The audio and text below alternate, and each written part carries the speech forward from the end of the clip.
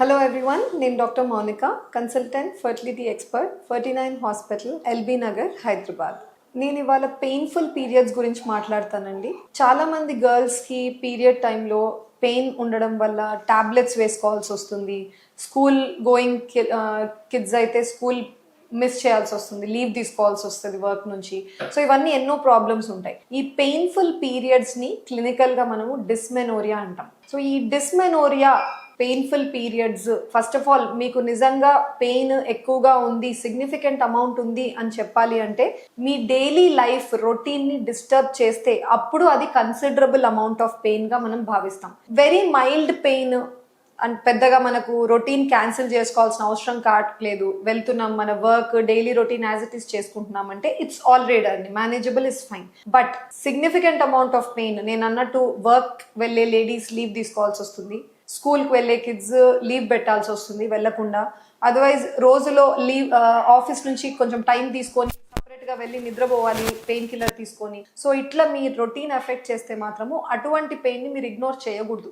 You should attend to it. అంటే ఎందుకు problem, ఎందుకు ఉంది అనేది మీరు డెఫినెట్గా చూడాల్సి ఉంటుంది. డిస్మెనోరియా అన్నవి 2 టైప్స్ ఉండొచ్చండి. ఒకటి ప్రైమరీ డిస్మెనోరియా, ఇంకొకటి సెకండరీ డిస్మెనోరియా.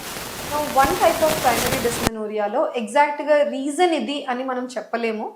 ఎక్కువగా హార్మోనల్ లెవెల్లో ఏదైనా ప్రాబ్లం ఉండొచ్చు, దానివల్ల వస్తూ ఉంటుంది. కానీ సెకండరీ డిస్మెనోరియాలో ఏమవుతుందంటే ఏదో ఒక పెథలాజికల్ కాజ్ ఉంటుంది.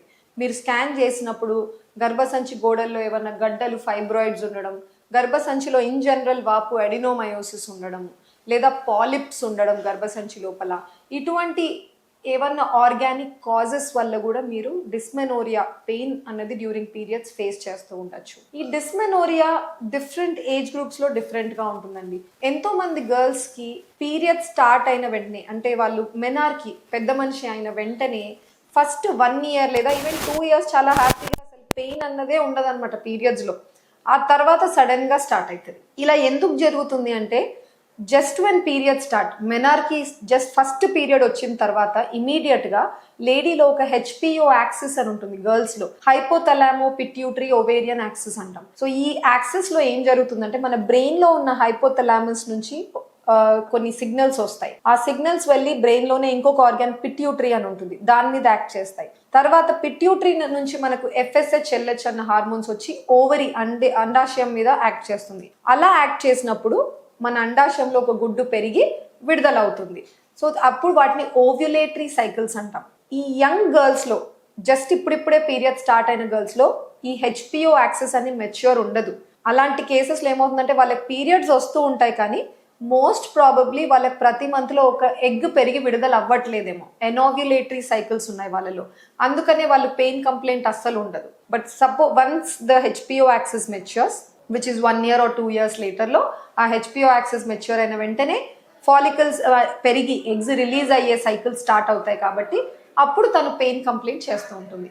సెకండ్ వచ్చేసి మనం ఇదే ఫినామినన్ ఈవెన్ ఎల్డర్లీ గర్ల్స్లో కూడా చూస్తుంటాం, పీసీఓడి కేసెస్లో. ఈ నీటి బుడగల సమస్య ఉన్న వాళ్ళలో కూడా చాలా మందిలో పెయిన్ కంప్లైంట్ ఉండదండి. నిజమే పీరియడ్స్ ఇర్రెగ్యులర్గా వస్తూ ఉంటాయి, 2-3 మంత్స్కి ఒకసారి వస్తుంటుంది, వచ్చినప్పుడు చాలా హెవీగా బ్లీడింగ్ అవుతుంది, కానీ పెయిన్ కంప్లైంట్ సిగ్నిఫికెంట్గా చెప్పరనమాట చాలా మంది లేడీస్. ఎందుకంటే పీసీఓడి నీటి బుడగల సమస్యలో కూడా వాళ్ళకి పెయిన్ ఉండకపోవచ్చు. అందుకనే పెయిన్ డ్యూరింగ్ పీరియడ్స్ కంప్లీట్గా బ్యాడ్ సైన్ అని అనం, కానీ manageable pain is okay. But చాలా ఎక్కువ పెయిన్ ఉంది, టాబ్లెట్స్ తీసుకోవాల్సి వస్తుంది, పెయిన్ కిల్లర్స్ వాడాల్సి వస్తుంది అంటే మాత్రము ఖచ్చితంగా మీరు మీ దగ్గరలో ఉన్న గైనకాలజిస్ట్ని వెళ్ళి ఏమన్నా బ్లడ్ టెస్ట్, థైరాయిడ్ పరీక్ష, ఒక చిన్న స్కాన్ చేయించుకొని మన ప్రాబ్లం ఉందా లేదా తెలుసుకోవడం is always good. Now last వచ్చేసి ఇన్ఫర్టిలిటీ. ఇన్ఫర్టిలిటీకి డిస్మెనోరియాకి కన్సర్న్ ఏంటి అంటే, పెయిన్ఫుల్ పీరియడ్స్ వచ్చే లేడీస్కి ఖచ్చితంగా ప్రాబ్లం ఉన్నట్టేనా అంటే, ప్రెగ్నెన్సీ రాదా న్యాచురల్గా, ఏదైనా ట్రీట్మెంట్స్ తీసుకున్నా కూడా ఇబ్బందులు ఉంటాయా అంటే అలా అందరికీ ఏం లేదండి.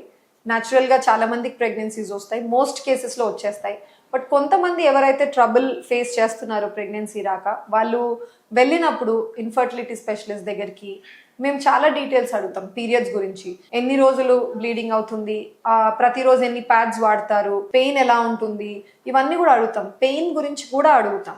ఎందుకు అడుగుతున్నామంటే నేను అన్నట్టు గర్భసంచిలో ఏమైనా ఫైబ్రాయిడ్స్, అడినోమయోసిస్లో ఉన్న, అదర్వైజ్ ఇంకొక స్ట్రాంగ్ కండిషన్ అండి ఎండోమెట్రియోసిస్ అంటాం. ఈ ఎండోమెట్రియోసిస్లో గర్భసంచి లోపల ఉండాల్సిన పొర వెనక్కి వెళ్ళి ట్యూబ్స్ ద్వారా బయట అండాశయాల మీద చుట్టుపక్కల ఉన్న పేగుల మీద ఇంటెస్టైన్స్ మీద అంతా చేరుకుంటుంది. ప్రతి మంత్ మనకు బ్లీడింగ్ అయినట్టు పీరియడ్స్ లో ఆ బయట ఉన్న డిపాజిట్స్ లో కూడా బ్లీడ్ అయ్యి ఆర్గనైజ్ అయ్యి అతుకులు చేరుకుంటాయి. ఈ అతుకుల వల్ల ట్యూబ్ అనాటమీ డిస్టర్బ్ అవుతుంది, బ్లాక్స్ రావచ్చు, గుడ్డు క్వాలిటీ దెబ్బతినచ్చు. సో ఈ ఎండోమెట్రియాసిస్ లో కూడా పెయిన్ కంప్లైంటే మాక్సిమం చెప్తూ ఉంటారు లేడీస్. అందుకని మీరు సిగ్నిఫికెంట్ పెయిన్ ఫేస్ చేస్తుంటే మాత్రం పీరియడ్స్ లో మీరు ఆల్సో ఇన్ఫర్టిలిటీ కన్సర్న్స్ అంటే మీకు ప్రెగ్నెన్సీ రావడంలో కూడా ఇబ్బందిగా ఉంది ప్లస్ పెయిన్ఫుల్ పీరియడ్స్ ఉన్నాయి అంటే మాత్రం ఖచ్చితంగా ఇమీడియట్ గా మీరు కలిసి డాక్టర్ని ఒక స్కాన్ చేయించుకొని ఏమైనా ఉన్నాయేమో చూసుకొని రూల్ అవుట్ చేసుకోండి. If there is some problem accordingly treatment ఇచ్చి మనం దాన్ని కంట్రోల్ చేయడానికి కుదురుతుంది. So me quality of life కూడా చాలా మటుకు ఇంప్రూవ్ అవుతుంది. Thank you.